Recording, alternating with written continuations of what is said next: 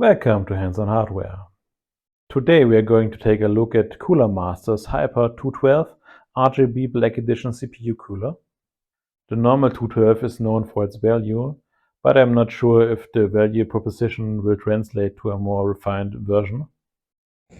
At first glance, it looks like the heatsink is the same as in all the others 212s you can buy, but with a different top. There's also a controller included, I guess an RGB controller. On the back we are getting a cool looking exploded view of the cooler. You can see they're using some kind of fan brackets, and the whole cooler is nickel plated. I'm not sure what to think about their crazy color scheme on their boxes, but if you see it in a store, you know it's Cooler Master. Oh, on the bottom they are hiding RAM clearance, so nearly 40 millimeters, that's nice. But should be more visible on the side of all the other information. Let's see what we get in the box. So, a small box and a big box. And our CPU cooler.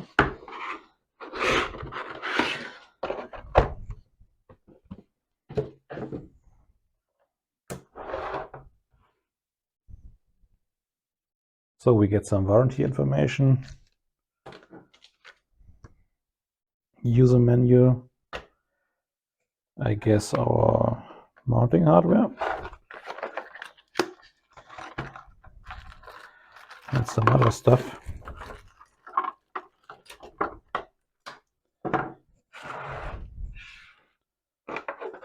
And our fan, already mounted to the cooler. I think this kind of packaging is a bit of a waste. There was a lot of things in the tiny box. First off, we get a fan splitter, that's always nice to have. We get hardware to mount a second fan, even with rubber pads, that's cool. Then for 1700 there is separate mounting hardware. The brackets are firm, they look good, but I don't like these plastic back plates, they are very flimsy. You can really bend them. Then we get our RGB fan controller. It's a tiny one for just this one fan. And it's powered with Molex, and I think they really should have used SATA. Molex really needs just to die. But it's great if your motherboard doesn't have RGB support, you can still use RGB. Then there's a Intel AMD backplate. It's not as flimsy as the other one, but it's still plastic. And it's a really stupid design. These pins go in here. Then depending if you have AMD or Intel, you use these clips and force your pins into the place. You can, depending on the socket, there's a notch where it has to go. And you can use this here for Intel, and this is for AMD. And for AMD, it's these two different positions you can use. Yes, and the brackets are decent enough.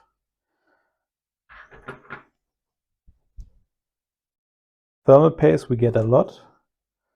I ripped it open to get a look, and you can see it will be enough for 2 or 3 applications. And they really went all out with their nickel plating. Everything you can see is nickel plated. This is just a tool, so it doesn't count, and those you can see. But everything else is nickel plated. So finally, let's take a look at our heatsink. You can see the fan is mounted with these plastic strips. They go off easy enough and on. Let's see. Doesn't want to clip in on its own. Maybe I'm a bit too high with the fan. No. Well, I don't know. It's not the best design. I don't like it. Well, you can see our fins are already a little bit bent on the bottom here, up there, down there, and the top seems to be crooked in some way. Not the quality I would expect for 50 euros. The bottom looks shiny, nice finish. It's very even. You can feel the ridges a little bit, but not much.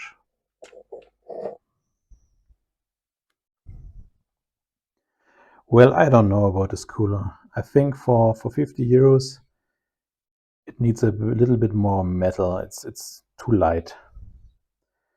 And I don't know why, but it seems to be crooked in any direction I look at it. It just feels, I don't know, cheap. I screwed the mounting hardware to a second fan. You can see there are these spots for the silicone pads, but I don't want to use them now. Let's see if it will fit anyway. Okay, clips on, but it's very loose without these pads. I'm not gonna use them now, but you can see how it would look with two fans. It's quite massive. Conclusion time. I think for the price point, it's just a bit too much fluff and not enough metal.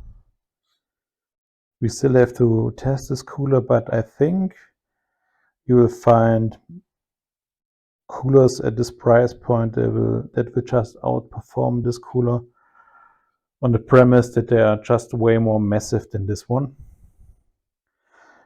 And on the other hand, I have to say this cooler wants to be premium or more premium than a normal 212, but this plastic mounting hardware just doesn't